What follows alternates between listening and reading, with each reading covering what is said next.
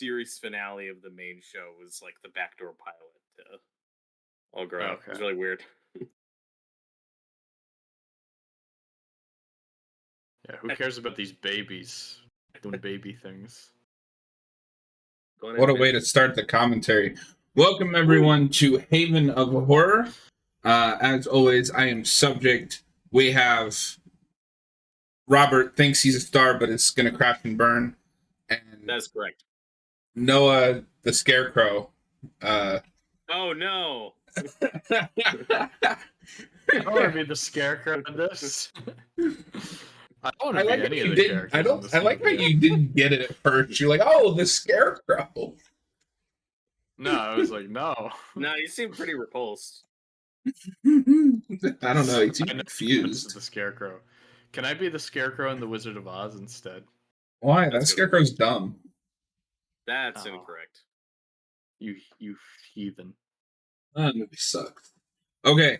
That is incorrect. And we will fight you on it. All right. We're just gonna gloss over that right now. We can't get into that. We can't get It's into relevant that. to this movie. Okay. Yeah, kinda. There's a lot of Wizard of Oz in this movie. There's some references, yeah. So real quick, I didn't have a chance to grab my prop. We're watching Pearl. This is my German import. I have to praise this release for just a moment. It is the only one of the three that I've watched, this, X, and Immaculate, that has options for German and English menus. Oh, cool. Okay. I can read what the menu says. We're moving up in the world. Why don't you just be like Pearl and her mother and speak German? This isn't the one that I wanted. There was another one with like her with an axe above her head with like a sheet in the background that I wanted. But this is the only one they had. So this is the front for everybody watching. This is the back. It's got a nice little book that I can't read because it's in German. Just type it all out into Google Translate and you'll be able to read it. I mean, I have seen people that like just scan this with their phone with like Google Translate to read it, but I don't care enough. Okay, that'd be easier. I didn't know that Google Translate had that feature. I've got enough Blu-ray packaging with booklets that I've to this day never read. Yeah, exactly. I know that if I own that, like it wouldn't be worth it. Yeah, there's a few Criterions I own where I still haven't read the booklets for those. But this is the only way as of right now to get it in 4K, so I have it on 4K. More I can say for YouTube chumps. I am I'll own it assuming that they're eventually.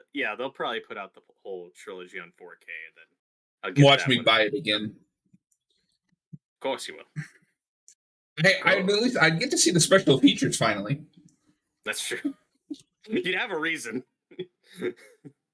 Oh, I guess there's special features on here. I'm just turning on subtitles. 1 second.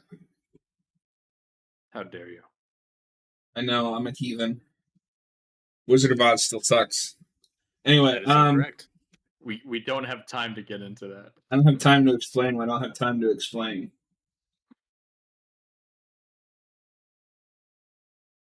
Okay. We get it. You don't like good movies. I mean, that's just true. I sit in the like bad movie camp happily. Let's see. Get the timer pulled up.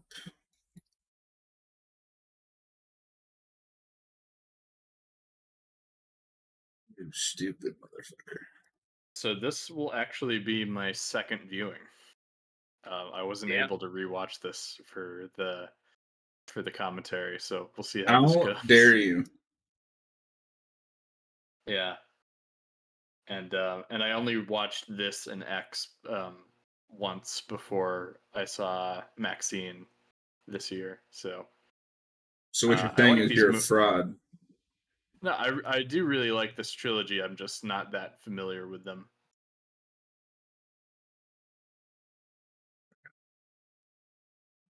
So I mean, it's not, but anyway. I mean, it is. It's not. I've seen this once. I've seen X 3 times at this point, and I've seen Maxine once. I love the whole trilogy.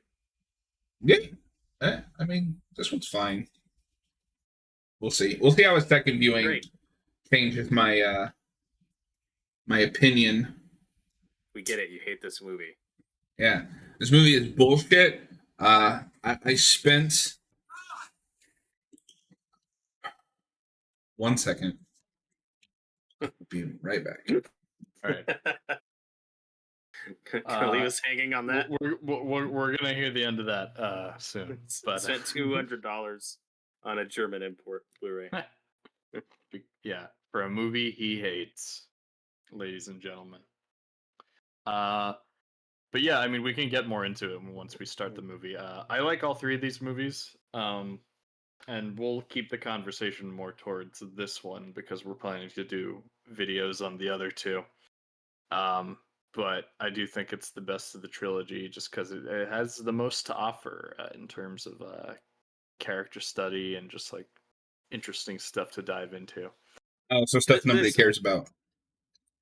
Okay. Anyway, yeah, you're not as much of a slasher guy as we are. You know, this is more your. I spent all that money to import a movie that I don't like. Is what I was gonna say. Anyway, is everybody at timestamp 0? Yes. In 3, 2, 1, play. I also did not get a chance to rewatch this, so this is the first time I've seen its 4K transfer.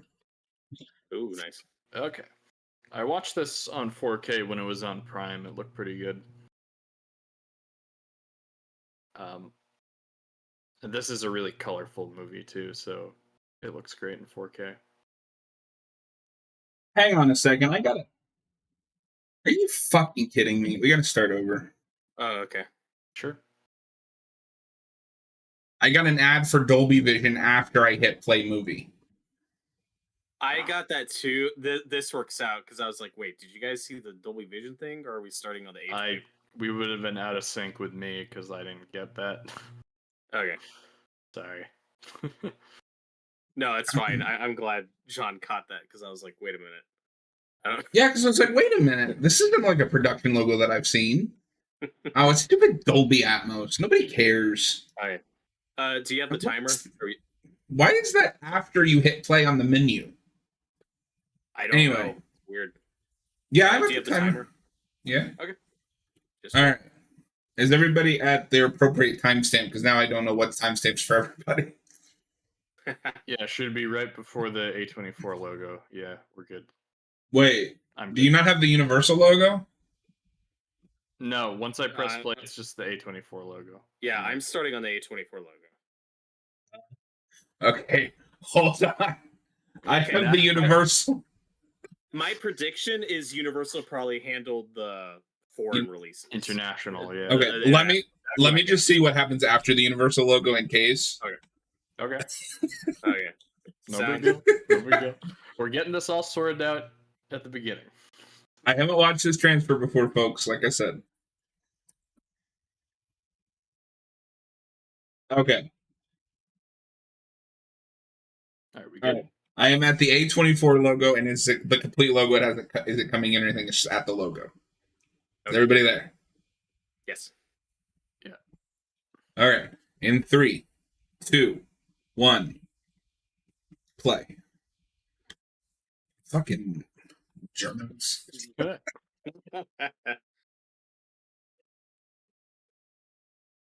Yeah, it gets complicated though because there are lots of releases where like studios will just handle the international release. I think the last Bond movie was like a whole mess because in some territories it was Universal, and others it was like something else. Check your Blu-ray, Robert, because I think part of the reason this doesn't have a 4K is this is a Lionsgate. Yeah, A24. And they give it to another like company. I will say, these movies so far, I hope Maxine delivers. They have really nice slipcovers. They're nice and shiny. Yeah. I like these releases a lot. That's why I'm kind of nervous because I really have come around on these like book formats just as they release, and I would like to have the third of the trilogy look like the first two. Yes. So this opening shot is gorgeous. It's the same barn door opening from the original, but now we see the farm all beautiful and pristine. Yeah. They do it in all three. And this is David Cornsweet. I'm surprised he got the starring credit. It's the first thing I saw him in anything. Me And too, even which is though why I his- was really confused why like Austin insisted that he would be a good Superman. I did not see it from this movie. Well, it's Oh, I totally funny. did. It's funny That's with that because I didn't see this until after he was cast as Superman. So, but even how much of like not Clark Kent he is in this movie, I was still like, oh yeah, this guy looks like Superman. I mean, he looks He's like still- Superman. Are we just Does not casting look on Superman. like? Are we just casting on physical appearance now? I mean, he's a But good I think actor, and I think he actors could do it. He's got some range. good actors have range. Yeah. Yeah, but I Although didn't see it's anything in this movie to suggest he could be Superman. Well, it is funny No. because the only two things I've seen him in are this and Twisters. Yeah. And forgetting both he's in he kind of Twister. plays not great characters. And he's just a scumbag and just Yeah. But he's not a bad guy in this. I don't. He's not a bad guy. He's kind of an asshole in Twisters. Spoilers. Oh yeah, to Twisters, he's like the He's villain. sleazy in this, if anything. A little. He's sleazy for the time, like for the era this character is from. But I don't know. Yeah. We could get to it. But no, I remember when there were like a few actors in the running, and he was one of them, and I had already seen this movie. So because I had familiarity with him, I was like, oh, I hope he's the one that gets it because he's the one I was familiar with. But I was also like, oh, he looks like Superman. Okay, cool, that guy, and he's the one who was cast. So I'm very happy about that. Okay, I will say this transfer is really making this film pop in a way that I haven't seen before. Okay, Yeah, isn't every it- time I've isn't seen it it, I pretty? thought it looks gorgeous. Looks great. Yeah, this more than the first two is kind of a blend of different first two? genres and different eras. The first well, I mean, one and the third one. Yeah. yeah. The other two was what I meant. Because the original X is very 70s, and it's trying to be a very authentic 70s movie, and then Maxine is very 80s. This is a mix of a few different things. It's going. A lot of people went to like the 50s, like that 50s. I mean, that's most old notably the style. main thing it's looking at. It's definitely a part of it, even though this movie is set during the silent era. This is set in 1918, so there's some silent stuff in here. It's also very Wizard of Oz, which is 1939. That's one of the big color music, one of the first big color musical movies. So there's a lot of Wizard of Oz in this. So it's kind of cherry picking from this one is cherry picking from different decades. Well, and to be fair to this movie, I think that's part of why this one doesn't click with me as much. I love 70s. I love 80s. I don't have a lot of experience with 50s and before. So a lot of stuff that he's doing here, it just doesn't speak to me personally. That's fair. But I think Me, I like the grimy, gritty, sleazy movies. Yeah, and this is going for much more of a psychological thriller or character study feel, because as great as Mia Goth is in all three movies, this is like her stand-up performance of the three. That monologue, this man. whole movie is just a showcase for her, this whole movie. And she co-wrote this too. Is She something did? I keep forgetting about. I don't remember. Did she have a writing credit on Maxine too? I don't think so, but I think don't she has a know. producer credit. Yeah. She's not It involved bums me with, out that a lot of people in don't like X. that movie. I liked it a lot. It's We just can an talk 80s about movie. it and we can talk about it in the commentary. I think. No, this she's week is brought the you dinner. trilogy. Me. I mean, it's better than this. Big disagree, but all three are great. The first two are definitely tighter in terms of their scripts, but I loved everything Maxine was doing. 10 minutes into that movie, I was like, oh, this is just made for But me. the thing with Maxine, and sorry, no, we will save some of this for that movie, is that's on purpose. It's the 80s. It's gratuitous. It's sloppy. Yeah. Well, and like we were talking about just now, each movie does a good job of replicating the influences. It's Do you guys? Taken. Okay, so here's the question: do you guys think we need a fourth one? Because he said he wants to do it. no. We don't need one, but I'd be interested. We don't need I would love a fourth one that's a 90s take.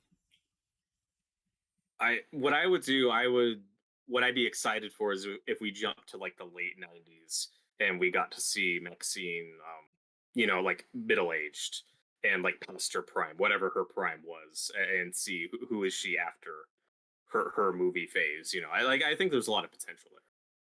But do you do that with Mia Goth? Yeah. Yeah, I don't know why you'd recast her at that point.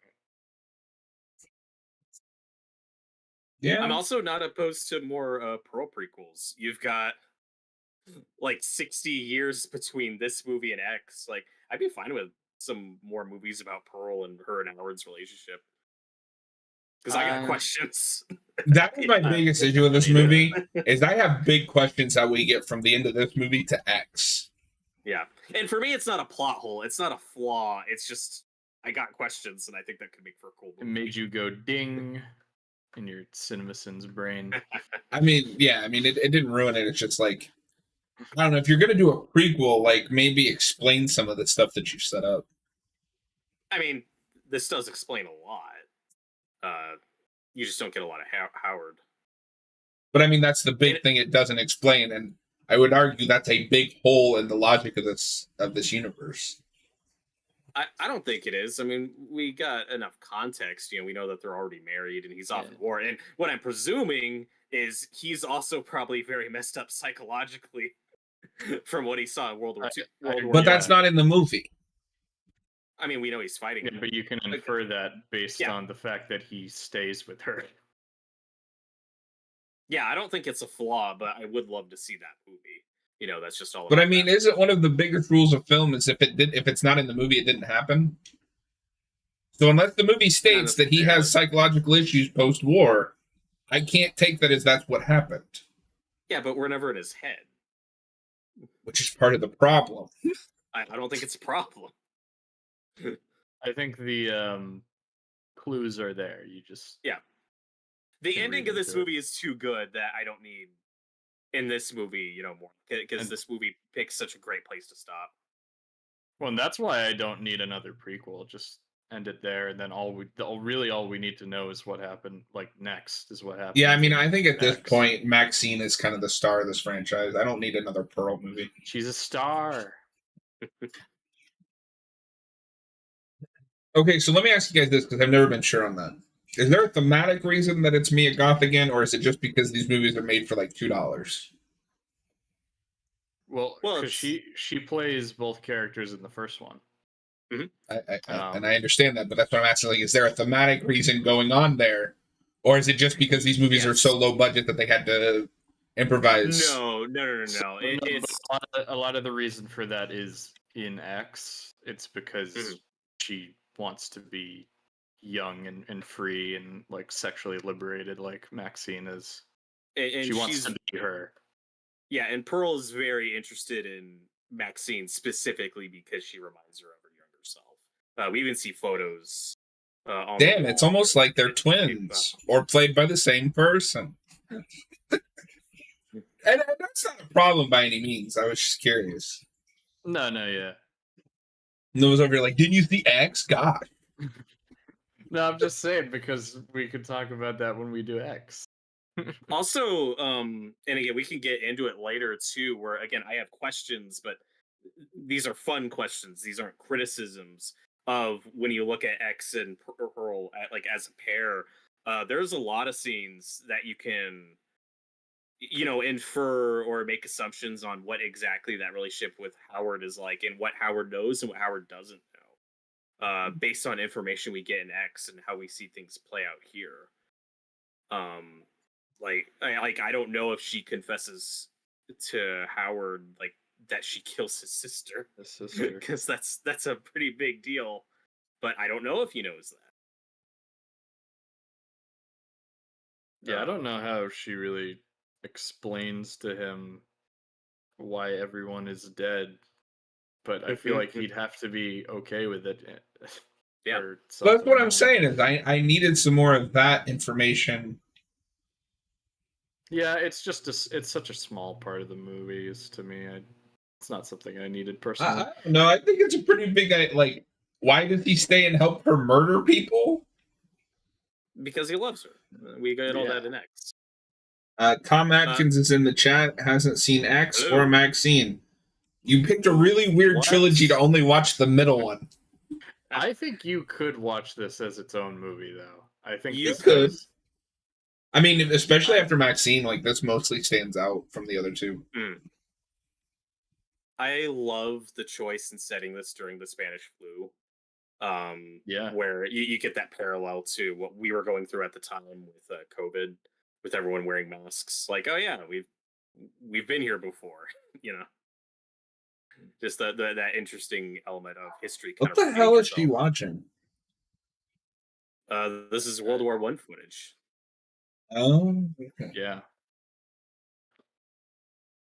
Newsreels. Mhm. I'm not a history guy, so like some of this stuff just goes over my head. Yeah, I don't know how much of this is authentic or just made for the movie, but newsreels, to my understanding, were a lot more graphic and blunt in World War One, as opposed to World War. Yeah. Because when you get to World War Two, it's a lot more propaganda focused and not showing people as much, the bloody, ugly side of war. There is a big contrast in just like how these things were documented.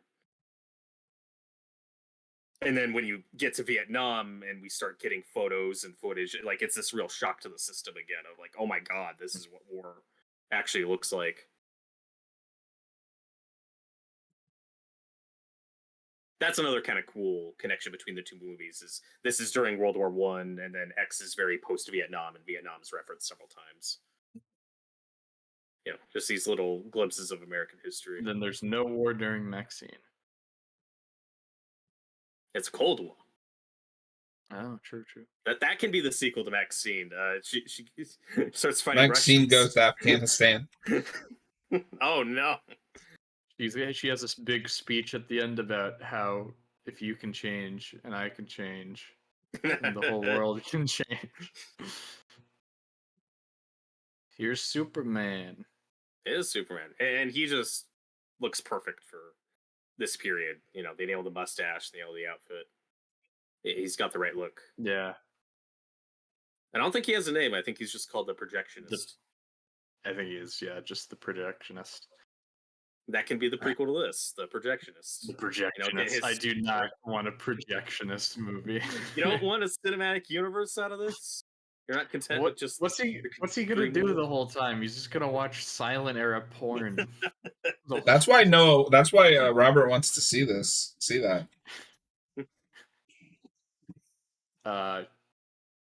This also goes into one of the big themes of the trilogy, where it's kind of each movie is kind of a movie about movies, and like referencing like different areas of film history, and that factors into a big part of Pearl's character arc here, where she's just like a delusional, aspiring star. And Maxine is too, but like they're very different characters. Like they're paralleled in interesting ways in X, I think. Well, and part of the tragedy of Pearl's character is you could say she was born in the wrong era. She was born too early for what her aspirations are and what her opportunities are. Opportunities that Maxine will get. Yeah. Tom Atkins says Corn Sweet was the reason he checked it out. Oh, fair enough. Okay. No, It's a small role, but I think he's great in this. Yeah, no, none of these movies are miscast. That's true. And again, I don't think this guy's that sleazy. Like, he's obviously interested in her because he finds her attractive, but he just gave her a little frame of film, which is worth a ton of money now. But he's like, yeah, it's fine. Here, it's just a little gift. Like, it's just a nice little interaction. No, you're right. He's sleazy by today's standards. We're gonna get to Robert's favorite scene in the movie. Those days' standards. Yeah, we're gonna get to this weird scene. It's the scene with the scarecrow, because Wizard of Oz. Yeah, Noah's about to be in the movie. Remember that scene in Wizard of Oz? Scarecrow. When Dorothy fucked the scarecrow. That had to be cut to get the G rating. That had to be cut so they could have the midget in the background of that one shot. Oh, that's not actually a thing. What? Ooh, I mean, the myth is more interesting than the real history. That's not real. Let the urban legend live. It's just a myth. Hey, CinemaSins. Yeah, I'm CinemaSinsing your commentary here.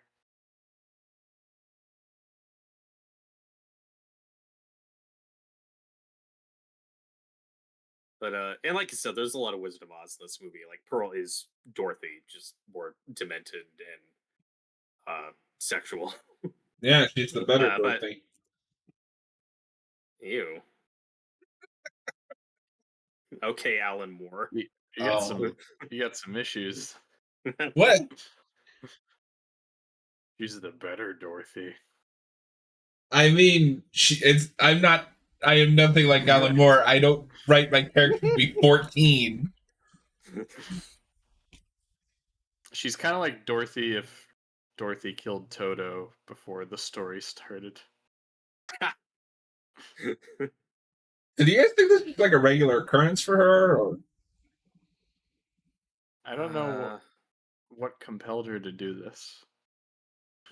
Spoiler alert, she's very horny. Oh, I know. Oh, yeah, that's true. I've seen the first movie. That's a big part of her character. Yeah, no, this is a very repressed character who's very frustrated because her husband is off fighting in war, and she's gotta do what she's gotta do. But she's married.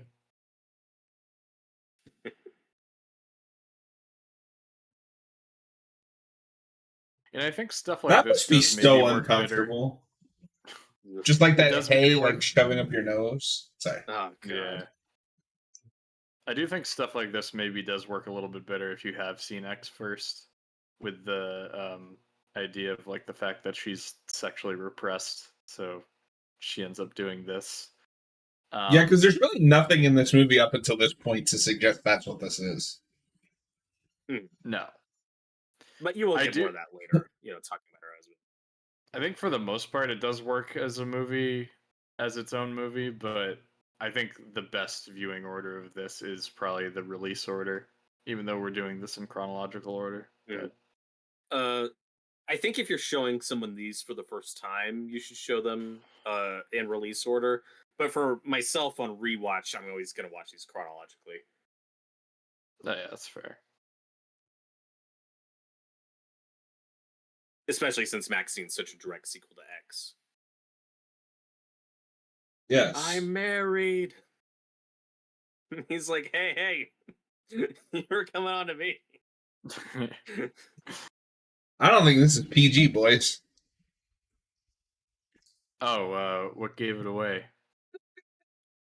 Whoa, hey, did you ask for his consent before you did this? Well, he's like, I got no limbs that can't move. If you're a scarecrow and horny farm girl mistreats you, you are not alone. Call this number.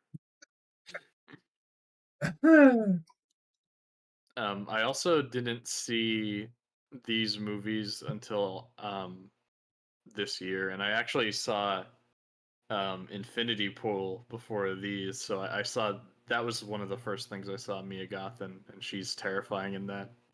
I still need to see it. Word is great.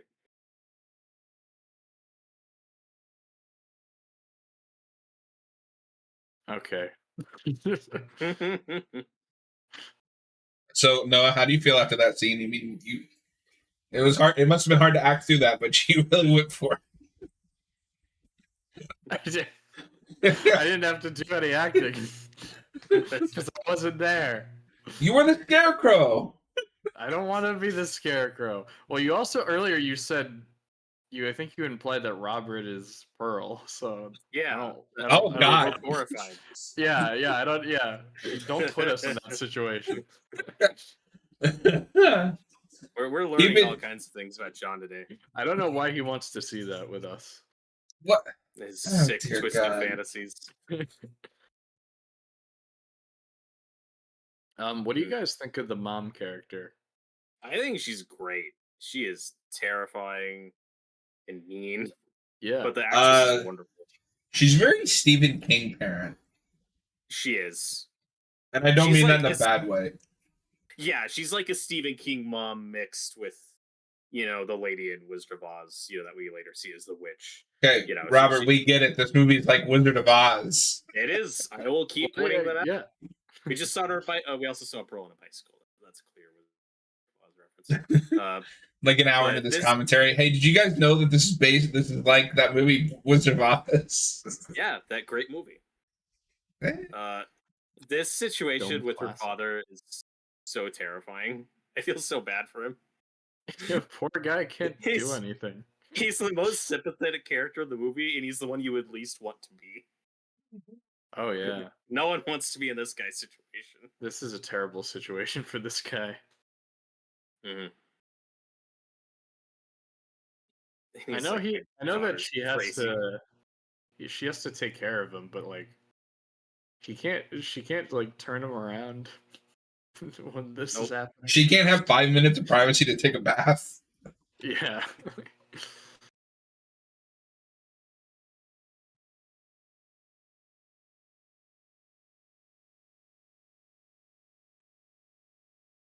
No, one thing I will say with this is I do hope this ends up leading to Mia Goth having like a bigger film career. Oh, for sure, and of course, like any great actor in a horror movie, not a single Oscar nomination, because of course. And I mean, I don't care about the Oscars, but like if there's Oscars. Any of these movies that is bullshit for, it's this one. This is my least favorite of the trilogy, but that monologue. Is it the middle, the end? I don't remember. That is Oscar worthy. Mm-hmm. Which is weird because this is the kind of movie the Oscars drool over, right? It's a character piece. Yeah. It's not gory. Yeah, but elevated horror. It's horror. If there's one phrase that I could just erase from mankind, it would be elevated horror. I hate it so much. Tom Atkins says that she's going to be in Blade. Is she? Is that movie? If that movie is that actually coming? Oh, and she's gonna be the bride in that new Frankenstein movie. Oh, cool. It's the Del Toro one. Oh, that's perfect. I forget. Is that with Universal or is that a different studio? Isn't that Netflix? It might be a different studio. Okay. I think it's public domain. So okay. Yeah. No, I think it's distributed by Netflix. The production company is his own production company. Oh, okay, gotcha. There's like 2 or 3 other Frankenstein movies in development though, and I think one of them is Maggie Gyllenhaal directed one. I think that's the Universal one. Okay, gotcha. Yeah, because one of them has one of them's got Andrew Garfield, I think. It might be that one. So, what's great about this mom character is as awful or overbearing as she is, there is a reason for it. She's had to deal with this stigma against Germans. We're in the middle of a war. She's an immigrant, but it's been difficult for her. Her husband is a vegetable, and every day of her life she's taking care of him. There's a flu going on, and she needs to make it clear to her daughter that, hey, you got to be careful. You don't want to, she's extremely overbearing, but there is a reason for it. She's not stereotypical evil just for the sake of being evil. Oh, sorry. Garfield had to drop out. It was the Del Toro one. He was replaced by Jacob Elordi. Okay, that's right. Yeah, that's the. Oh, he was in that Saltburn movie. Yeah, he's good. He's a good actor. He's got a lot of range. I don't know. I haven't seen. I don't think I've seen anything he's in. I heard about Saltburn. I was like, I'm good. I think he played Elvis in the Priscilla movie. And I didn't see that. He's been. I couldn't even get through the pilot of Euphoria. That show sucks ass. I watched a few episodes. Yeah, but the mom character is really nuanced. For a lot of the reasons you were saying, you do see where she's coming from, and I found myself not really hating her at all when I first watched this.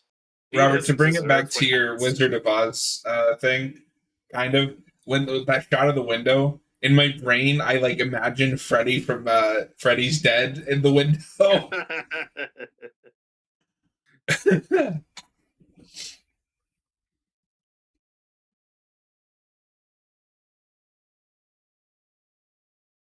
now for the scene where she gets milk. Mm-hmm. The thrilling milk scene. This is Homelander's favorite movie. I like these movies a lot, but one thing I will say is that I'm really grateful for Neon for right now is they have kind of risen to fill that void A24 left, where A24 has a very, I want to say, style of horror, but they only do that the slow burn, thoughtful film.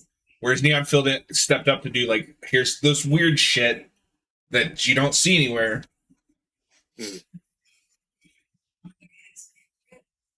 Yeah, but I don't know, because I want to describe X or Maxine as the typical A24 horror, and those are A24 movies.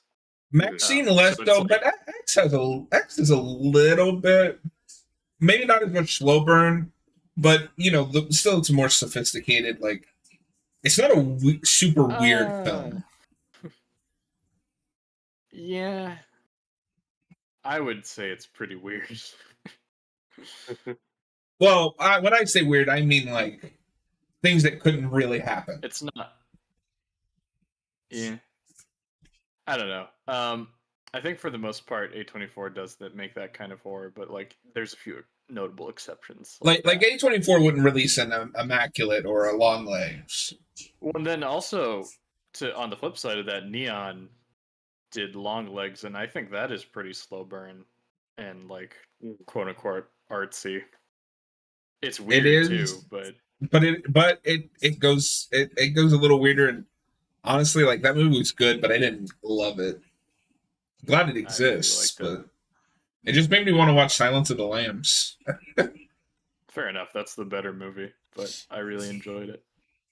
No, you're wrong. Ah.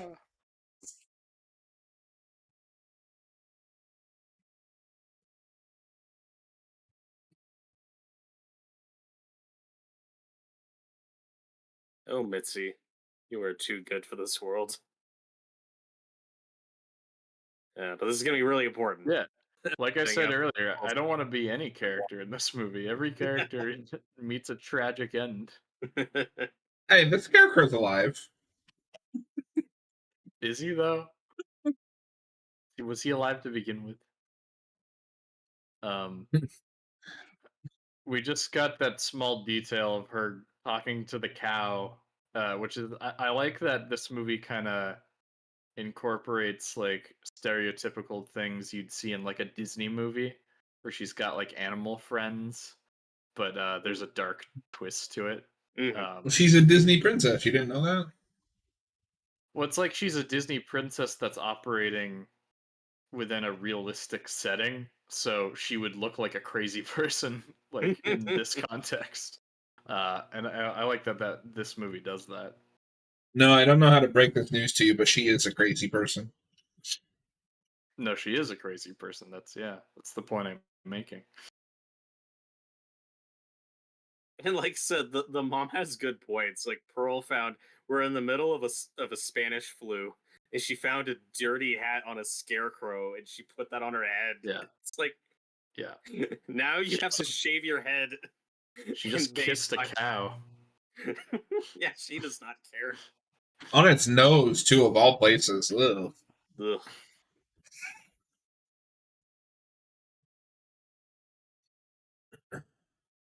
But it's also just neat that with these two shooting back to back, that you do get the exact same, some of the same locations and sets that they just cleaned up and redressed and got to go right into this movie.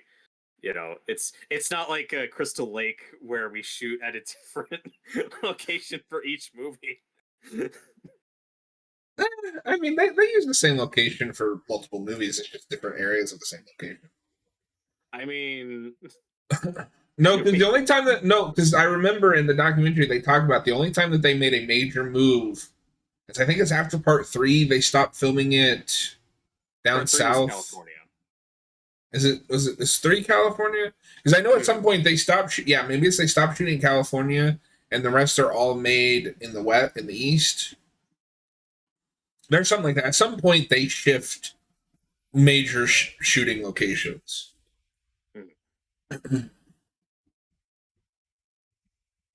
And I think that shows because like 7, 8, well, 7, a lot of that takes place in there's like multiple shots of like the city, and none of it's really a camp. Mhm. And then 8, of course, is in Manhattan with air quotes. You mean Canada? Vancouver. Hey, there was a couple of shots of New York. Yeah, 2. Literally a couple. While we're on the topic of films, don't forget, guys, Saturday 7 or 7:30ish, depending. We're doing Terrifier 2, and it will be a blind Sunday. Yeah, sorry, I don't know what I said. And it will be a blind reaction from Noah. Yeah, you're gonna see me rage. You're gonna see him turn his camera off and leave like halfway through. I might do that. No, I'm not gonna do that. Yeah, Robert, when we watched the first one, Noah's like, "What the fuck is this shit?" And then just like hung up and blocked all of us for like a week. It was weird. It took me like a month to unblock you. Yeah, it was a while. It was very sad. I was like, "We have to watch Buffy." Like, no.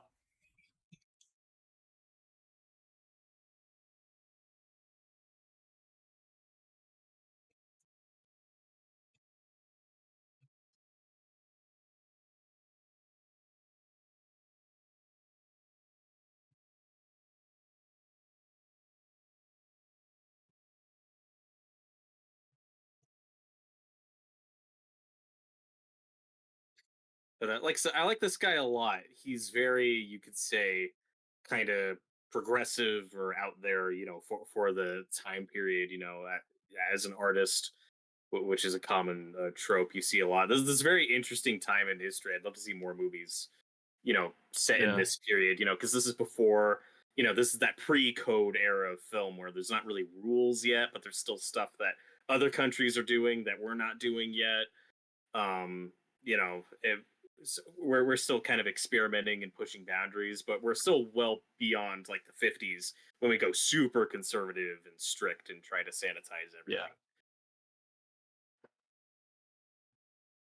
Yeah. During the time when a man and a woman couldn't be in the same bed in a movie. Yep. Yeah. But you go back to a lot of silent movies or early sound movies, and you'd be shocked by how adult many of them are. I'm shocked by this, what we're about to see. Yeah, this I think is real. It looks French real. Porn or whatever. This is the first time I saw anything like this. Small correction. Small correction. What I said earlier, that other Maggie Gyllenhaal's Frankenstein is not Universal. That is Warner Brothers. Okay. Oh, okay. That's Warner Brothers. Interesting. It didn't even register to me that people were making pornography in the 1910s. Yeah, it's not something I ever considered. Yeah, if this is a recreation, it's a damn good recreation because it looks authentic. Yeah. If it's not, but it's like the same porn they're watching in Friday the 13th, the final chapter. It's like the same thing. But it looks. I think this is the most disgusting part of the movie. Yeah, no, I was kind of that was the most disturbing thing. I was kind of uncomfortable with this. Okay, so a quick Google search. Ty West revealed that the film The Projectionist of Pearl is indeed real. It was called a free ride, aka Grass Sandwich. Grass Sandwich. Just imagine being the person that has to find that for the film. Excuse me, do you have any adult films from the 1910s?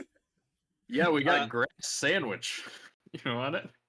Yeah, I hate to break this to you, Noah. Anytime we have a breakthrough in any visual technology, the first thing we're going to use it for is porn. That's just is as old as cave paintings. No, that's true. That makes a lot of sense. It just, for some reason, that never even registered to me until I saw this. It's like, oh no, yeah, of course. Yeah. But it's really goofy looking too. Like, oh yeah, and like, he does why are they acknowledge running like around. you know, and I do like that they talk about like this isn't quote unquote legal, but he predicts that at some point this is gonna take off and be real popular here, and he's right. Yeah. It's just because it takes a while, but it's because it was written by two people who know the future. So of course he's right. Comic is the more you know. Like I said, he's sleazy to a point, but they're also having like a real conversation, and he's giving some good advice about chasing your dreams. Trailer for a new Showtime. I don't know if it's a show or a miniseries. It's got the lead from Fallout, whatever her name is. And it looks like she's kind of like this character where she's kind of a repressed like loner that finally snaps and starts killing people. Yeah. Sounds fun. It's so wild to me to see somebody that's in an ongoing TV show just go be in another show while they work on season 2. Mm-hmm.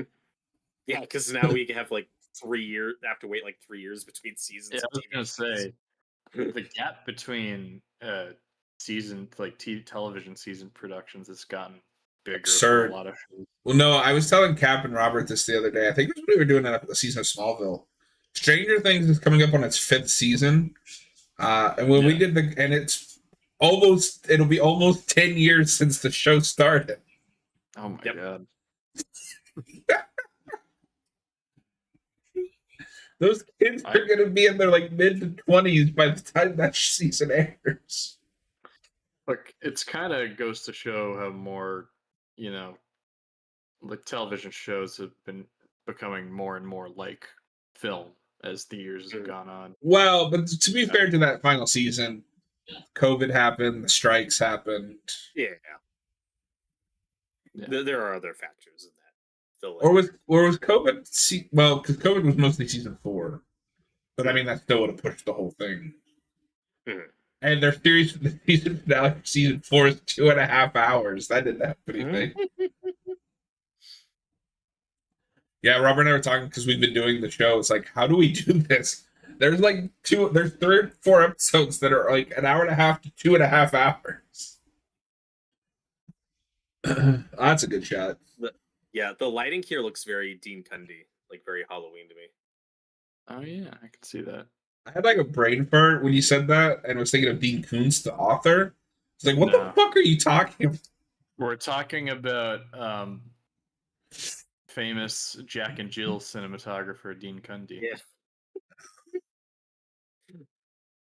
No wonder I don't know whose films are. Anybody who works on that's got to be a hack.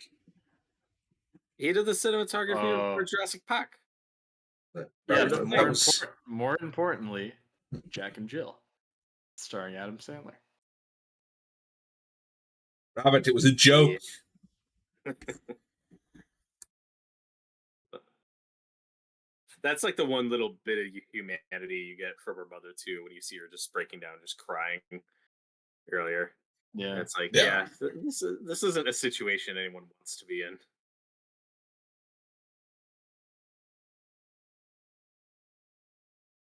Hashtag Pearl's mom did nothing wrong.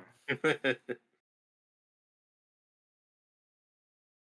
because usually for these like origin stories for villains or slasher characters, you would expect the mother or parental figure or whatever to be more abusive or more like unlikable, but I didn't really get that from this movie. Yeah, she's very overbearing and strict, but she has reasons. And also, her daughter's a nutcase, and she doesn't know how to. Her daughter does stuff like this. Yeah. So, yeah. I can't say I blame her.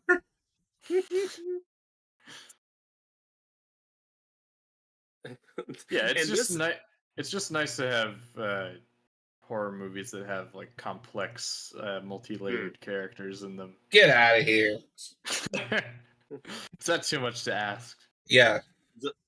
Just give me a psycho in a mask with a chainsaw. Go wild. The act- the That can be fine once in a while. No. the actor who plays her dad is so underrated. You can really feel the fear on this Oh, guy's yeah. face because he is aware of what's happening, and he's not liking it. He reminds me of Grandpa in the Texas Chainsaw Massacre. Good call. And the wheelchair is an X. It's in the basement. So that's a cool little detail they got to bring over. Because when you see the wheelchair in X, like it's just a Texas Chainsaw Massacre reference. Like that's clearly what that's there for. And then here they get to actually expand on They it. actually make use out of it. Mm-hmm. So I do agree with you that I feel bad for her in some ways, and the other ways, I don't, because I get what she's trying to do, but she's going about it all wrong. The mom. Mm-hmm. Yes, This isn't how you talk to your child and get them to understand. No. Mm-hmm. It's not, but I get where she's coming from. Also, in the era she's from, it's this weird thing of like she's still treating her like a child. She's very strict. She's very overbearing, but she also sees her as an adult, and there's this weird resentment there because she's already married, like so she's not literally a child, but it's just this weird like social expectation thing of the time. Because back then it was pretty common for people to get married very young. Yeah. There's this whole thing where, and as we'll find out later, like her mom is aware of like the weird sexual stuff that Pearl does. Robert, you gotta pace yourself, man. We got 2 more videos to do after this.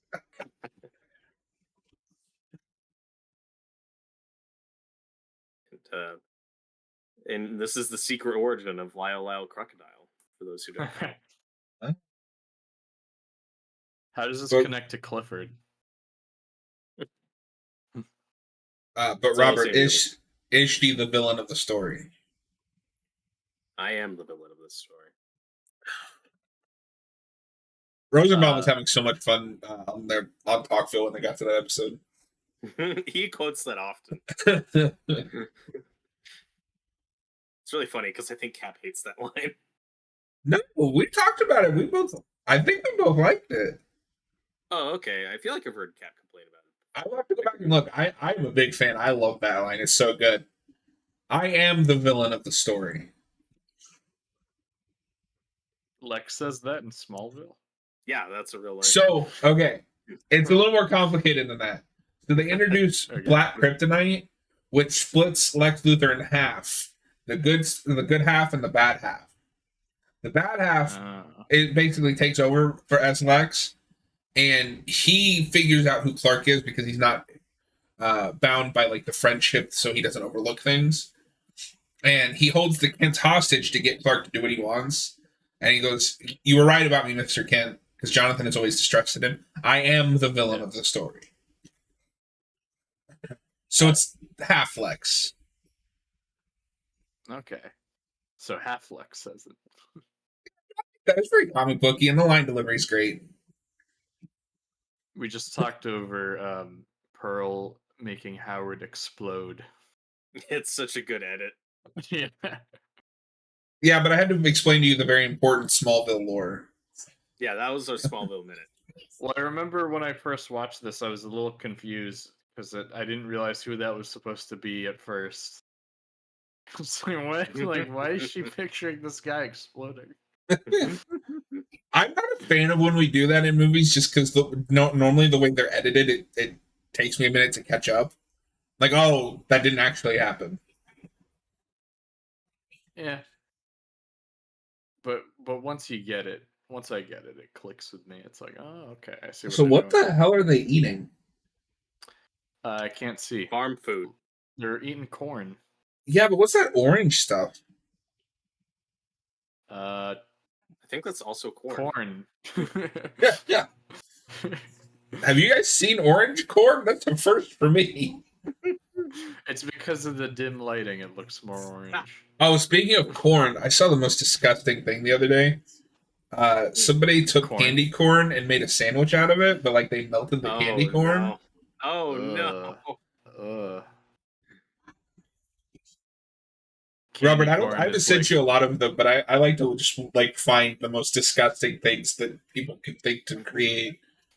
That's not anything I'm gonna watch. You've sent Thank a you. few to me from what I remember. They're Yeah, not- the bologna spread on the blueberry muffin. that stuff is more disturbing than anything in this trilogy. It is. Um, no, but candy corn is like the I hate the candy peeps. corn. It's like the peeps of Halloween candy.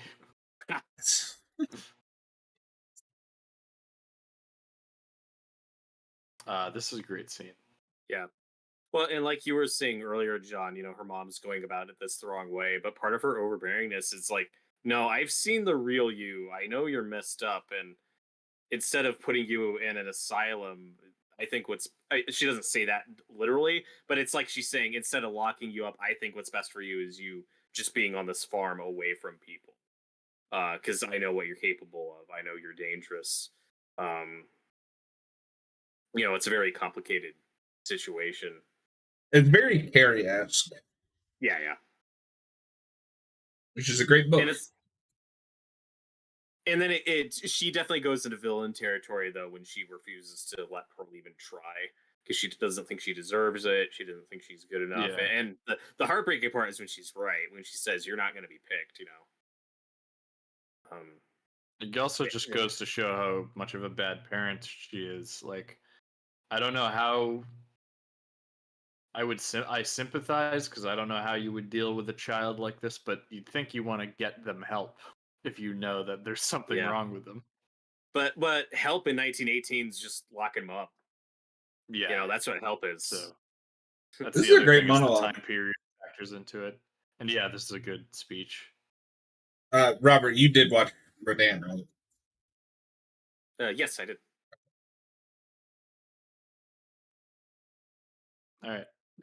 And also her mom is just from a completely different generation. We see this happen a lot, but especially then, like there were no movies when her mom's growing up. There's no concept of being a star, of being seen.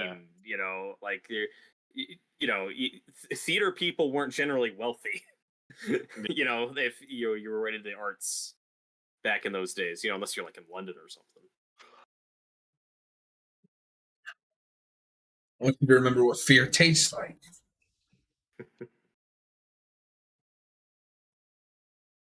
That is a really harsh way of saying you were disappointed in your child. And she's obviously projecting, like, she's laying a lot of her own issues on a Yeah. It's really unfair. It's like you said earlier. Nothing is more brutal than I'm not mad, I'm just disappointed. Mm-hmm. I'm disappointed that you're. What she's saying is, I'm disappointed that you're a horny psychopath who kills our man. I mean, to be fair, I would be too. I would be too. I would be. But there's that, there's like a complexity to it there. Like there's also just like resentment. So this scene is so over the top. It's so funny and such a mean-spirited, horrific. She goes for the boiling water. The only thing that I've seen that's funnier than this is, have you seen Tuck and Dale versus Evil? I still have not. Okay. So I'll keep this vague to avoid spoilers. But there's a scene where somebody's leg is on fire, and this idiot blonde grabs a bottle to put it out, but it's moonshine instead of water. That's funny. That movie's great. Yeah, I still gotta see that. I think I can watch that. I'm shocked I haven't.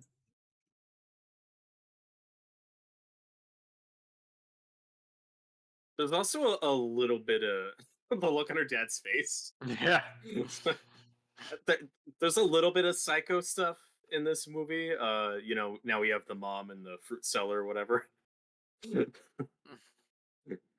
Someone's in my fruit cellar.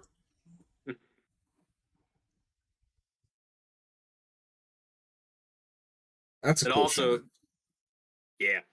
Because I'm going to keep defending the projectionist this entire commentary. For some reason. Okay, showing old porn to somebody you just met's kind of weird. He never directly comes on to her. She does go to him and start making out with him. I'm just saying. Yeah. Like, He doesn't, but you can tell that he's interested, but he He's never. in- But he physically also is an interacts. adult and can say, no, you're married. Well, I'm married.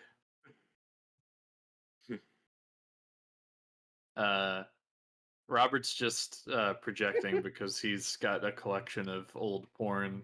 He's like, this guy's not so bad. He didn't do anything. you can see my stash in Friday the 13th, the final chapter. I love this stuff with the old film reels.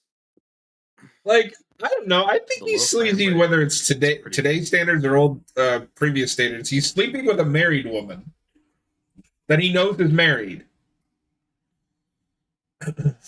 Yeah, that's a little questionable. Robert's like, that's fine.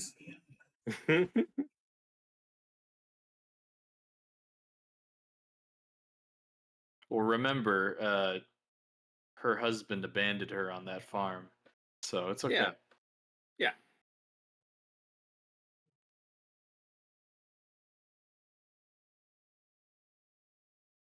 Also, a big part of Pearl's flaw is her ego.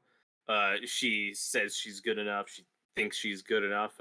You know, this whole movie, we never see her, practicing. We never see her work for it. Yeah, Yeah, like that's Whereas an important factor. Maxine does work for her success. That's true. But in X and Maxine, you see her try to work for that.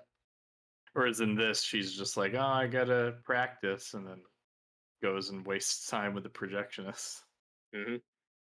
Yeah, there's definitely some commentary there on, it's a common thing you see with young people who think that they deserve to be a movie star. Everyone who practices their Oscar speech in the shower, but never actually takes the effort to work for it and really try. She just assumes well, I think I'm great, so I deserve it. Yep. Very entitled, that Pearl. Mm-hmm. What a bit, I mean. Whoa. You can't say that. The stream's canceled. It's fine that she murders people, but you can't call her that, John. Oh. I mean, that's just film code. It's fine to murder people, but you can't show sex. That's true. Oh god, this place must smell so disgusting. What, you never smelled burnt meat? He's been, and her dad's been sitting there for 12 hours. This poor guy. Use your imagination. He had to watch. I don't have his to use daughter. I that was the joke. I also had to take care of my dad in a similar situation. I know. Yeah, it's very difficult. This guy. This guy might come back. He might. He's the character. He's the character I would like to be the least. Yeah. Like I said before, I don't want to be any of these characters, but definitely not this guy. It would be amazing if this movie ended with him getting out of which. The biggest crime of this movie is they wasted that perfectly good hog. Oh, it's so gross. And again, that's part of her mom's flaw is she's very woe is me and very vocal to Pearl about her misfortunes and stuff, but she also refuses to accept charity. And I understand that pride to a point, but it's like, you can eat the pig. They gave you it, you can just eat it. That doesn't make you. You want them to do what to Pumbaa? He's already dead. He's dead, Jim. It's fine.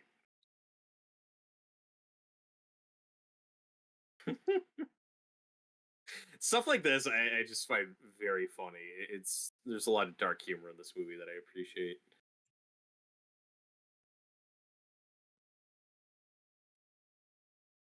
I will say I'm having it more so on this watch that he's more of a victim because she's clearly using him. Yes. But also, he could say no. Well, he's about to, but he's like, your dad's downstairs. I don't... But he could have said no before. Yeah, that's what I'm saying. It's like, he didn't have to let it get this far. I don't feel bad for him the slightest. Oh, I don't think he deserves what happens to him. Yes, he does. He's a human garbage. He's an infidel.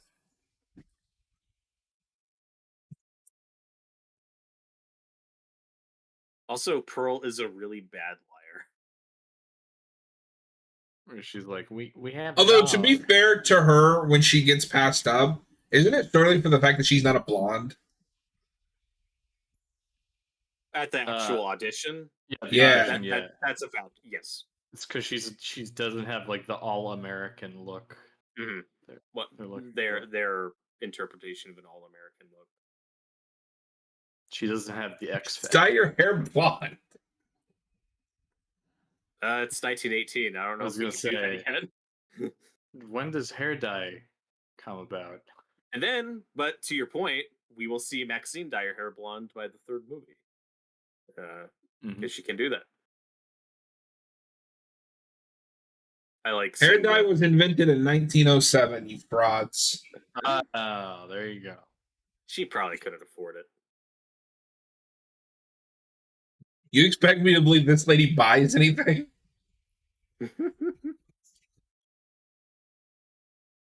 That's Charlie.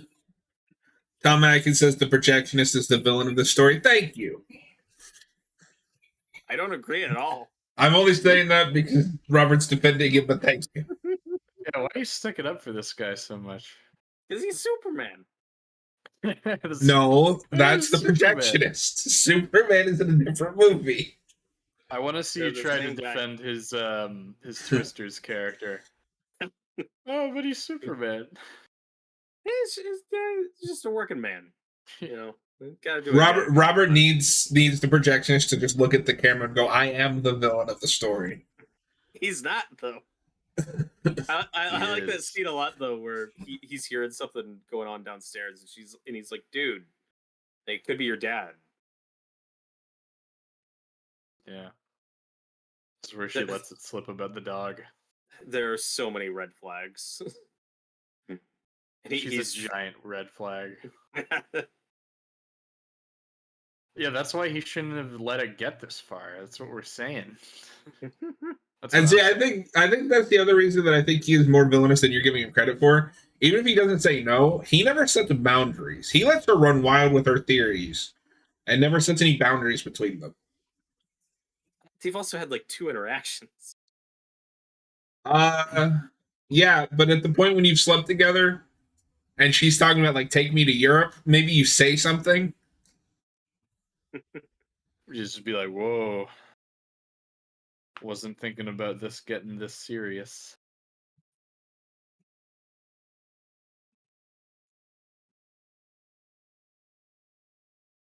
But no, the mom is the main villain, the villain of the story. Then he's probably I do think at the point and then Pearl is the third villain.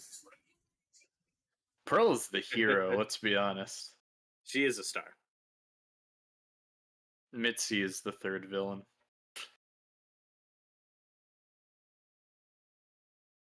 This is why you set boundaries.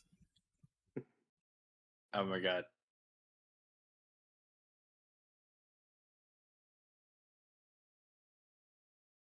Yeah, I love the tension. I don't know if my eyes are just broken, but that looks like a really bad green screen.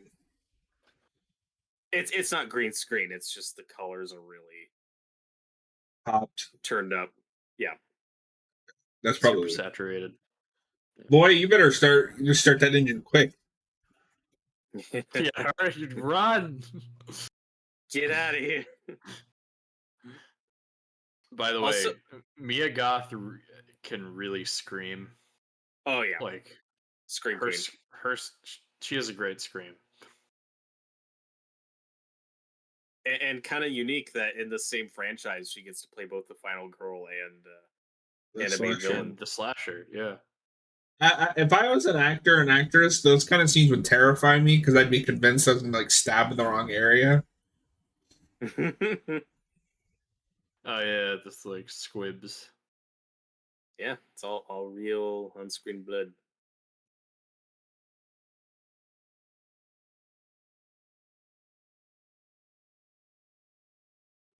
How did it end Okay, like so my this? question is, how did he get from the barn to his car with that thing without him hearing of anything that quickly? He's a He couldn't. quiet runner.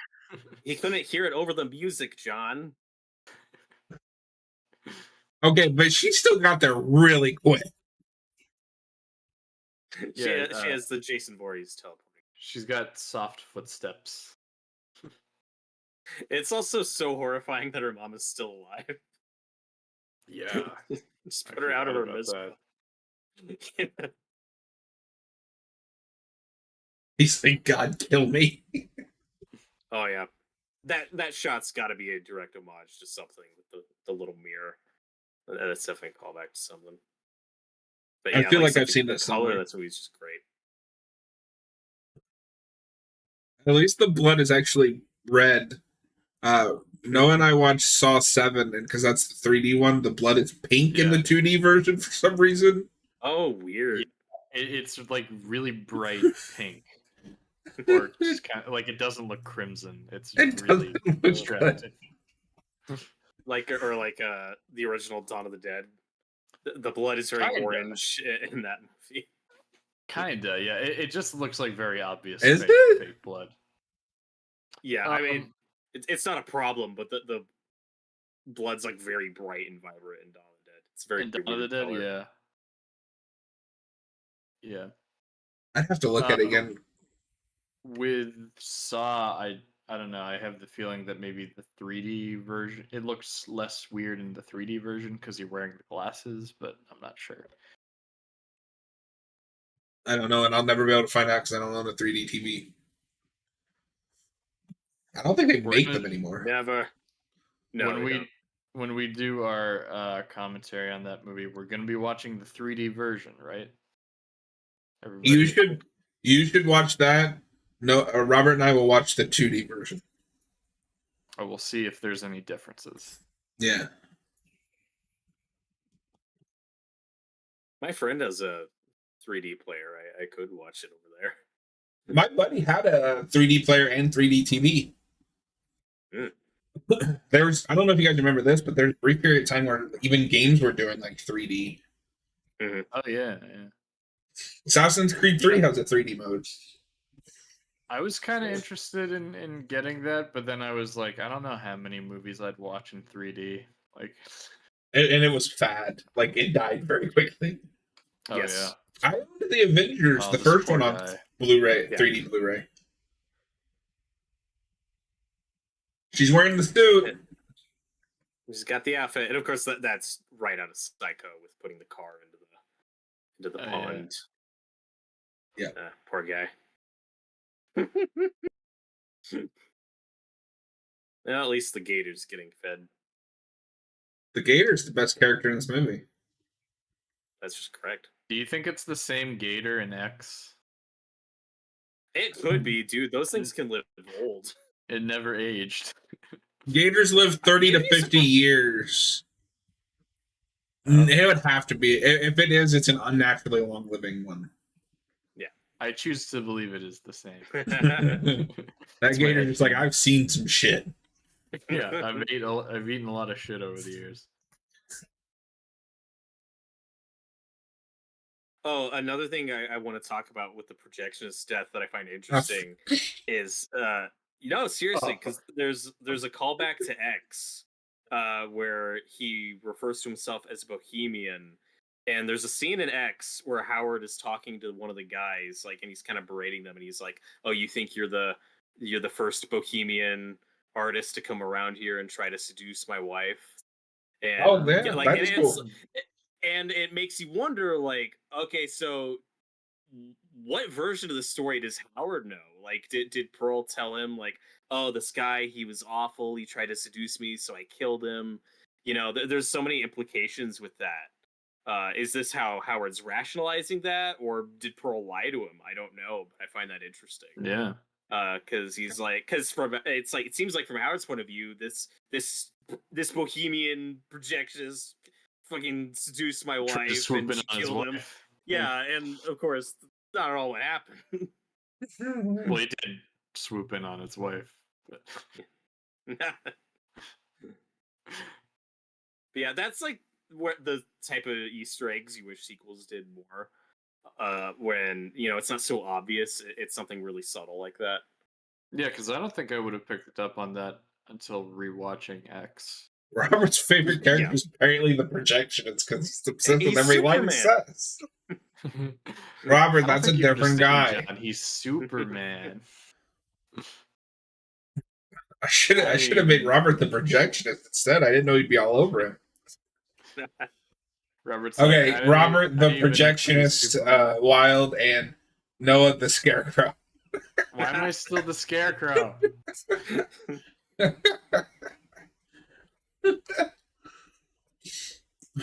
Oh, by the way, Robert, I approve of the shirt.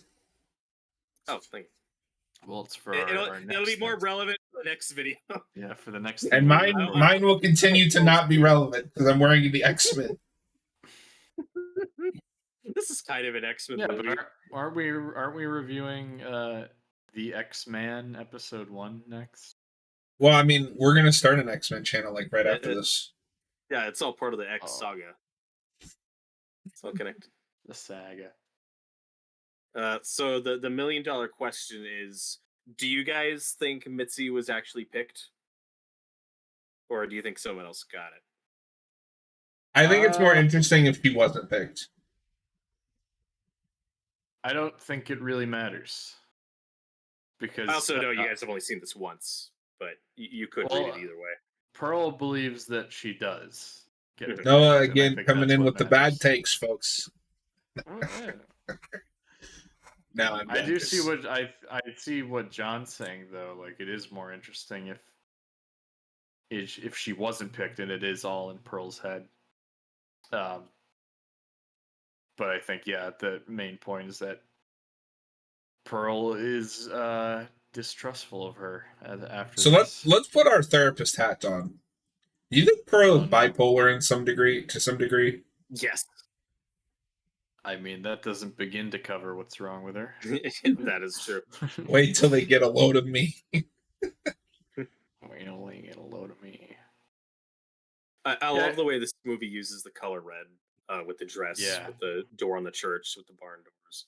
Well, Robert, we've talked about this a lot. I am a sucker for just red in shots, especially on this OLED TV I have.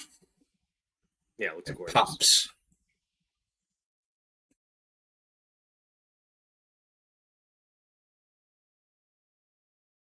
You know what they should have done to go full 50s with this?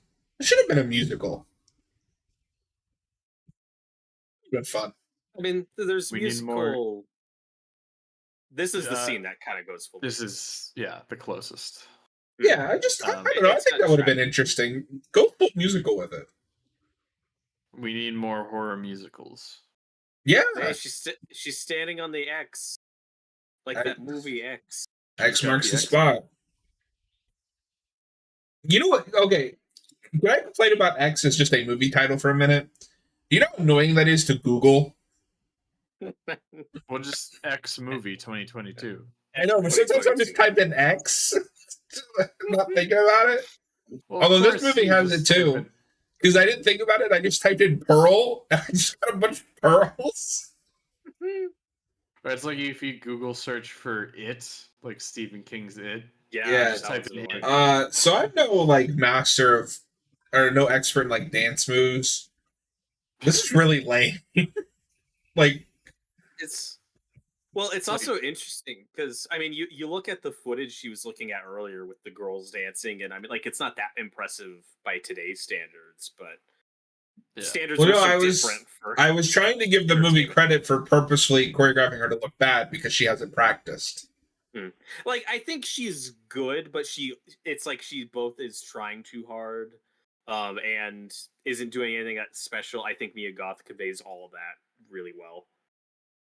Which goes back to my point is this is kind of lame, but it's on purpose. It is. It's so funny in how lame it is, though. Like there is some dark humor to this scene. Although one thing I will give this over Maxine, is this actually shows a lot of her talent. Maxine just keeps telling me that she's going to be popular in those movies, but I don't know why or how. Like, We get a couple good scenes. You know, the big one in Mac's scene is that audition she nails. You know, we do. that's true. Yeah. The scene is so awkward and uncomfortable. Yeah. It's gonna be a no. Yes, suck. Get off the stage. Boo! Start throwing tomatoes at her. Oh, you don't want to do that unless you want to die.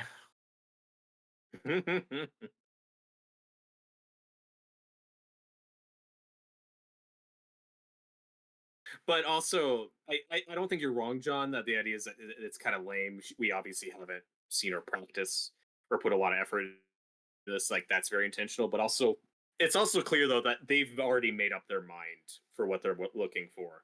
Like, she didn't even have to do anything. They've already decided they're not picking. So there is that stigma. Oh, yeah, and she's also too old. Yeah. Which is weird, because how old is she?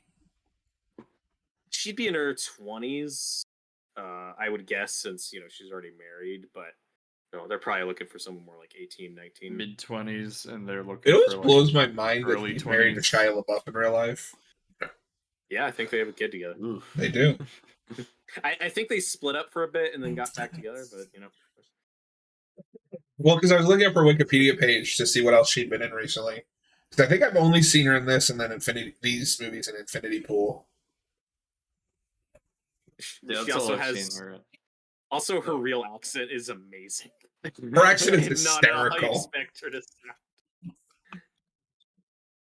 No, when I first heard that, I was like, "What?" What? I have that She's with got amazing range. James McAvoy too. He's doing press for his new movie, and there's this YouTube channel I like, and they do a show where they'll take like if it's an English actor or they'll take like actors and have them try American food and foreign food to compare. And I like it just because I like to see like what other countries have for like snacks and stuff. Yeah. And he was on that show, and it's the first time in a while I'd heard his full on Scottish accent. I was like, whoa.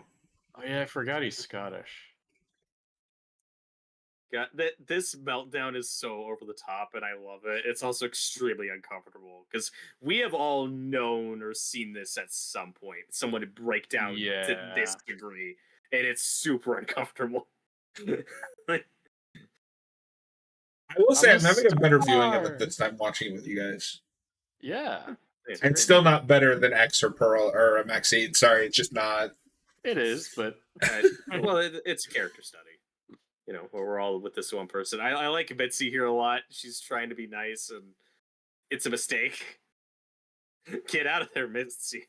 Especially after what she just heard about younger and blonde. And even especially in real life, I cannot deal with freakouts like this. I just leave. Like I don't want to deal with it. I'm not going to deal with it. Oh god. Oh, that's snot. Ugh. Please throw that away. Ugh. Get a tissue. Yeah. Throw away that pig. Poor piglet. Poor Pumbaa. That's my new headcanon. That's Pumbaa. Oh. When he was a young warthog. Robert, this is completely off topic, but what is right next to your Superman movie collection? I've been looking at it like over your shoulder for like the last 10 minutes. It's like gold. Next. Oh, this? Yeah. That's Logan. Oh. That's my Blu-ray copy of Okay. Logan. Yeah, it's really nice. It came with postcards. Why is it next to Superman? Yeah, it's a comic book movie, and it's kind of fancy-ish packaging. Oh, really? What release is that? Yeah, well, this is just the Blu-ray. But they had a few different versions, but yeah, it came in this nice box. I love those like that box releases. Yeah, where'd you really get that? I don't remember. Probably like Best Buy or Best Buy or Walmart. They did a bunch of different ones for Logan when it came out. This was the one I picked, but there were. I think there was like a digibook option. We need the Robert Wilde shelf tour video. That'd be fun. Yeah. We could all do physical. I mean, you've shown off your entire media. Yeah. Well, and I told you guys to make shorts of your horror films, but neither of you have done it yet. I don't have that many horror on physical media. All right. You heathen. But no, I asked about that because I need to replace my Logan. I got the like bare bones one, and I got it used, so it's not in great condition, like the case. Yeah, I have the standard Blu-ray of Logan with a slipcover, but I want to upgrade to the 4K at some point. Yeah, that'd be 4K worthy. My Blu-ray does include the black and white version too. The steelbook for that movie is going for like $150. Jesus. Thanks, Best Buy. Disney will never reprint those. We've made it to Mia Goth's best performance in the movie. Yeah, this is the best scene of the movie. Yes. I love a good monologue.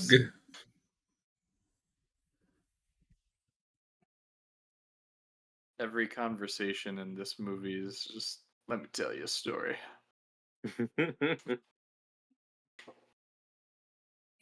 Release the life of Chuck already, you bastards. Right? I'm excited for that. Even if it's like just a digital cut copy while you try to get a distributor. Somebody, please. I need it. You just want your own digital copy. You want someone to send you a screener. Yes.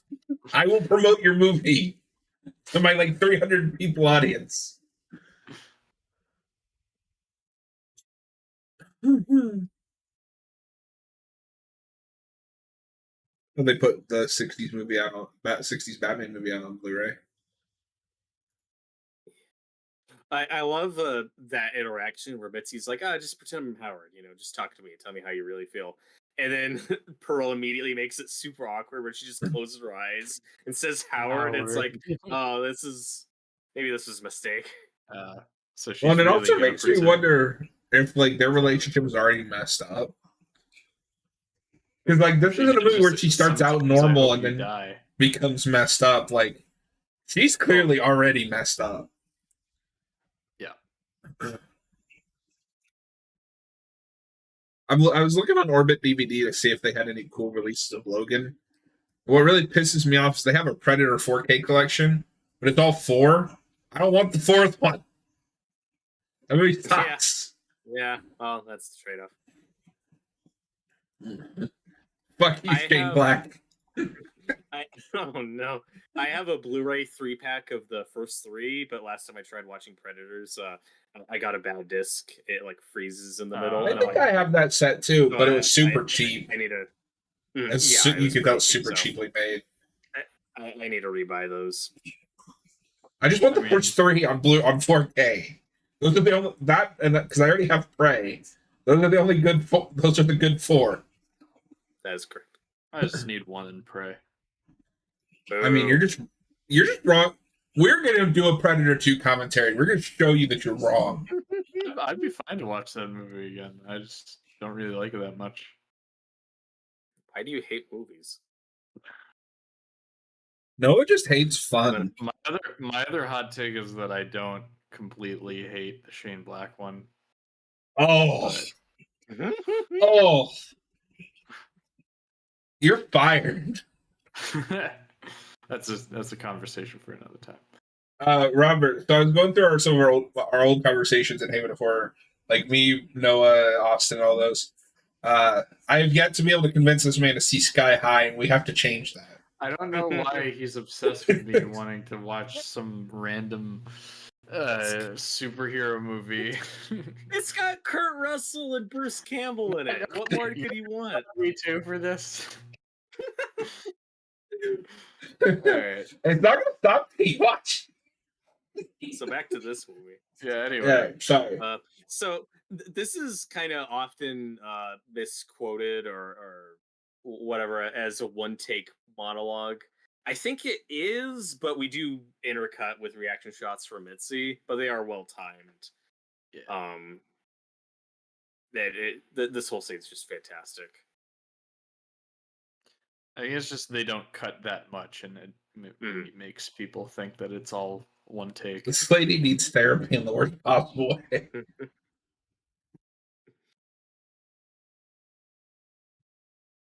And like I said, it may have all been shot as one take, but there's just those edits in the middle. This is I'm- the I'm- most messed up revelation Yeah. when she says she lost the baby. Yeah, that I wasn't Uh, expecting that. And the idea and- of she was glad when it died mhm.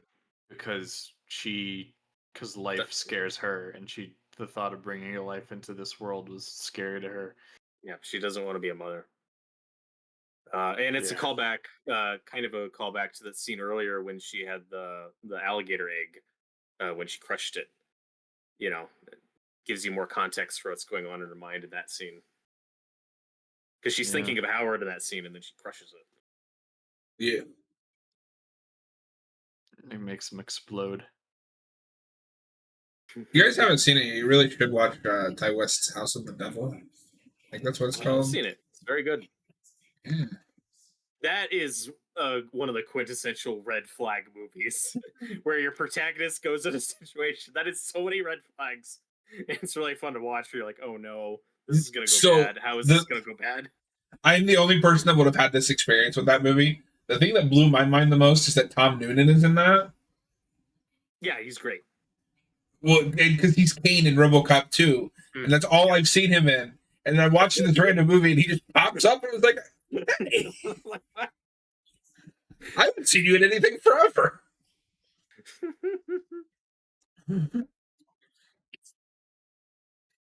And every time I see him, I just think of that scene where they ambush RoboCop. He's like, "Jesus, had days like this." I'm gonna say for this scene, we didn't need the reaction shots from Mitzi. I think it could have been an entire unbroken take, and I think it would have been way more effective. Maybe, No, I but guess it it also was- runs that risk of like getting stale because this goes on for so long. Yeah, we are at the unbroken portion. Like we haven't cut in a while. No, we haven't, but even still, I think even that probably should have been unbroken the whole time.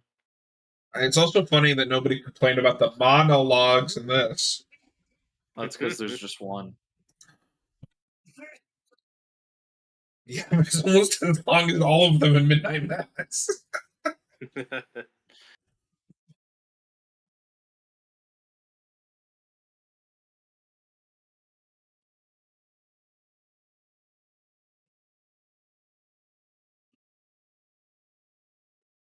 Okay, so I think I've actually flipped my tune, Robert. I'm with you. I want to see more Pearl movies of her just killing people that come to the farm. That'd be really funny. Yeah, I think you could make a couple good movies out of that. Again, I think the trilogy is great, but You could fill in those I'm gaps down for because more. this is 50s. You could do like the 60s. You could do early 70s because X is 70s, but much later 70s, almost into the 80s. Tyler, how dare you? Are you cooking him again? I am. Hey Noah, I just got up. Don't come at me for joining the stream this late. Noah's outraged. How dare you be Australian?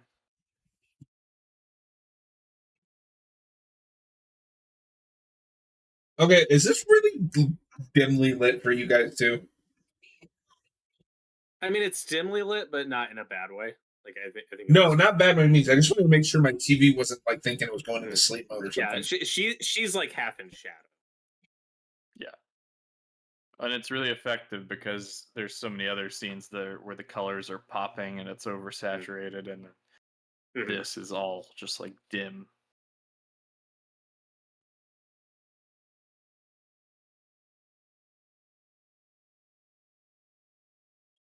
And even though Howard isn't in this scene, it still functions as like her getting all her feelings out. Like you can infer that this is how she's going to communicate with her. She says, I regret what I did. I love you till death do us part. Like it does at least reinforce the notion that no, she does love. She still loves Howard and wants to be with him. You do get all that in this scene. Yeah. Tyler, I was reading Sandman last night and I got up to a panel that says, "Ugh, Jesus. Jesus had days like this." Jesus. Don't worry, I forgive you. What I love about that cut back to Mitzi is it implies that she's just been looking down for a while, just waiting for this to end. No, it's unintentionally funny. It's That's like, awkward. please stop talking. It would have She's been like- even. Oh, go on. She's like, well, I gotta go. It would have been even funnier if we were cutting back and forth to Mitzi the whole time, and then we hold on Pearl for a while, and then we cut back. We just see a spinning chair, and the doors open in the background. Well, I gotta go kill her now.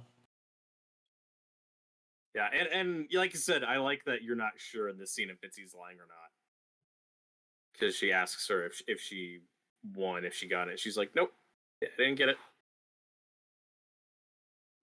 Yeah, and I think all that matters is that Pearl thinks that she got it. Mm-hmm. Yeah, and Pearl doesn't even act like she's just already decided in her head that, oh well, Mitzi won because she's blonde and younger and Yeah. what they're looking for. Like she's already decided in her head that Mitzi got it.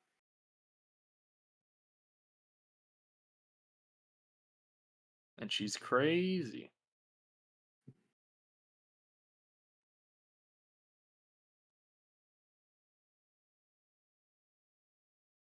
I'd like to see her. I'd like to see Mia Goth play more villains. She's great. What's the story of the trilogy? People died, and Mia Goth's a star. People die when they are killed.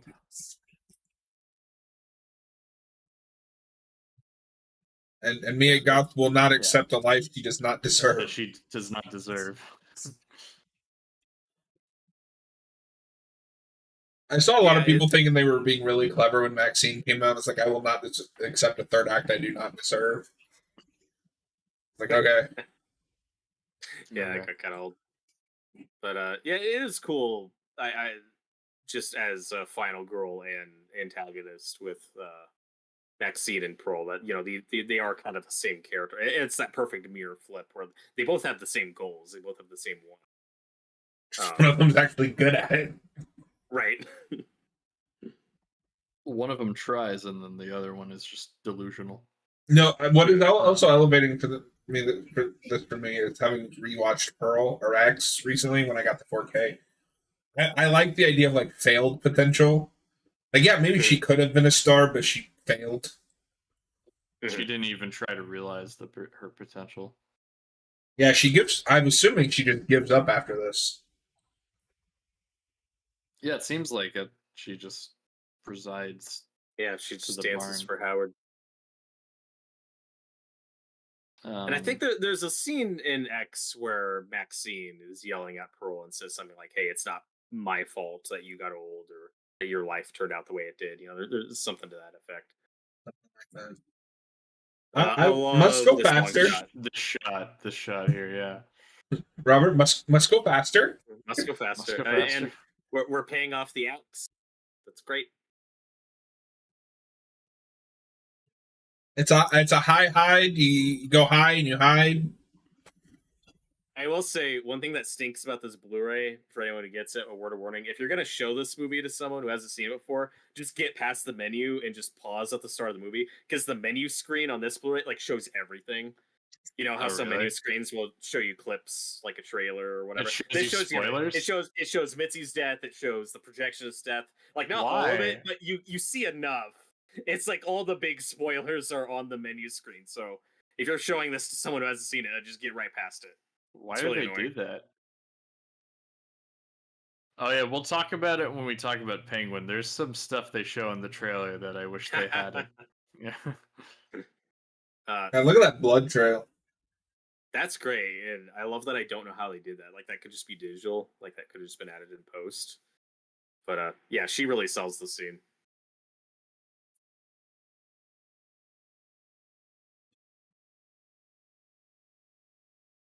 If there's one thing we knew about Pearl and X is that she does not like blondes.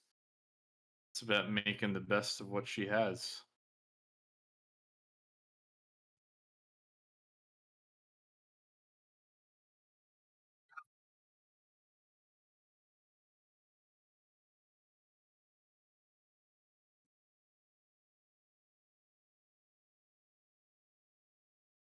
Tyler, it's Batman Day over here. What's your Batman movie pitch? I've heard John's, and I thought it was a good idea. Do you guys want to answer that now or save it for I don't have later? a long. I don't really pitch have one. off the top of my head. I just want a Clayface movie. I just want a Mr. Freeze movie. Man Bat. Just villains we haven't seen before. That's all I want I at this just point. list villains that I'd like to see them adapt. Yeah, I don't that- know. that's Have all I I told got. you my pitch? Go for it. It's mostly a Bruce Wayne film where he's trapped in some kind of like apartment building or building with Zaz and a group of hostages that he has to keep safe. Oh, cool. Very low budget slasher flick. That could be awesome. If today is Batman Day, why didn't Penguin premiere today? His Warner So we Brothers could talk about stupid. it on Batman Day. Should we just do that review live so we do something for Batman Day? No, Yeah, we'll let's talk do about it. it after. Yeah, Uh, I'm fine ugh. with doing either. It's like shut the fuck up. This is another X callback. This is the same comb, same brush. That looks rough. Ugh. That is a good fake body. I love that we cut away from Mitzi's death, and it's like, oh, okay, I guess we're not gonna show it. And then you see this, it's like, oh, holy god. What are you showing me? Come on. Come on.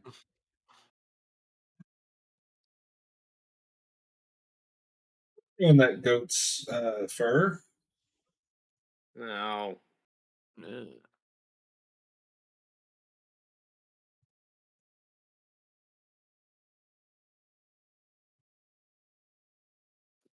This movie's gross. That's a This great movie's shot. Abhorrent. Ew. They're dead. Oh god. Oh, that pig. One's bad enough, but then to like duplicate it. You don't eat any of that, do you?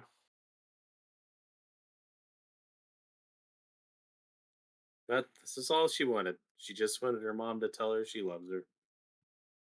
Isn't This that whole what life's movie all could have about? been avoided if the mom just told her that she loved her. Just showed a little support. She really is the villain.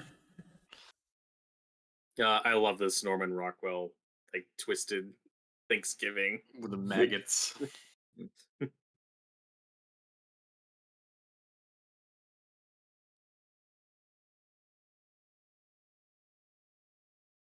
Pearl is a religious lady.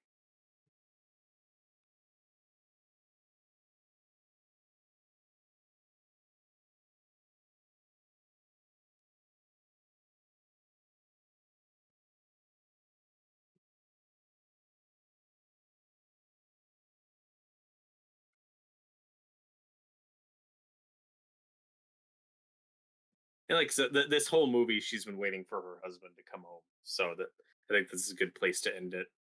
I really hope she didn't actually eat any of that pig. Oh god. For my own sanity. Realistically, that would probably kill her. Tyler, I'll answer this real quick. He wants to know if we're going to see Hellboy or Transformers. I do plan to watch both at some point, just not at the moment. If Hellboy plays here, I might go check it out. But we don't have a release date in America. We know when don't we're gonna- still? No, it's No, only it's in the UK and other weird countries. I thought it was at the end of the month.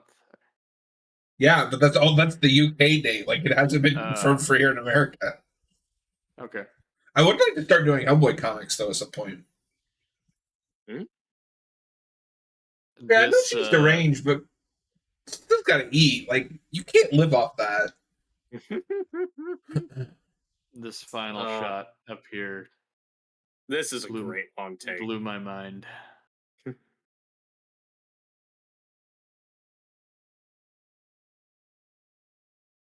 Happy ending. This stuck with me when I watched this. It's like those parodies when they'll satirize, old cheesy sitcoms freeze frames, but they don't actually do a freeze Oh frame. yeah, Everyone's just standing still. That's exactly what this is. like Police Squad when the Police episodes Squad, of that yeah. ends. Yeah, they like parody that. That's funny.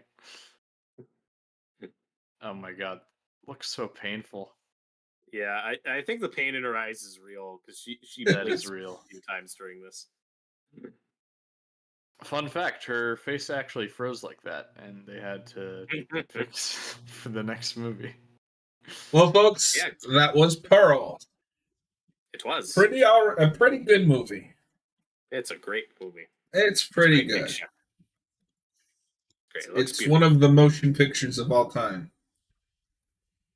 It's the best of the trilogy. It's not. Yep. It is. Robert or Noah, stop spreading this heresy. I love I'm all spreading movies. the I truth. love. I don't know. It might be too early for me to say this is my favorite trilogy, but it's up there. I love Oh, this whole really? trilogy. Yeah, I love all three. Okay, movies. it's good. It's not better than like the Evil Dead trilogy or the Dead trilogy. No.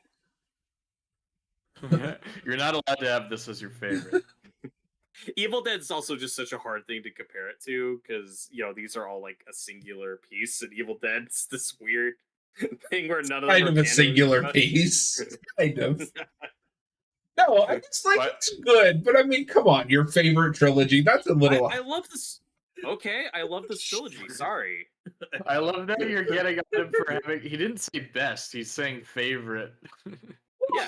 I think it's too soon. Like the third movie just came out this year. I mean, Okay, whatever. At the end of the day, I'm just having a discussion. I said before that it's probably too early to say it might be my favorite trilogy.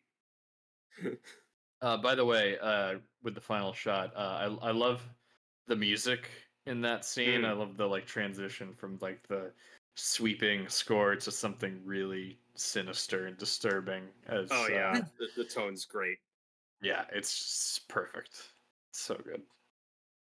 Yeah. But yeah, Robert, you're not allowed to have favorites. Sorry. I even Apparently. said I'm not saying it's my favorite yet, but it's up there. That's my exact quote. Okay, so maybe I think I might have misheard then. Excuse the fuck out of me.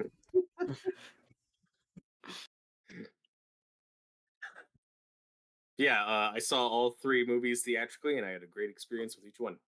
Well, hello, Mr. Fancy Pants. Anyway, so yeah, that was Pearl. We may not get to X for a while because at this point, I think the next time we'll come back for a commentary will be in October. We'll start and we'll be doing our decades commentaries. We'll get to it.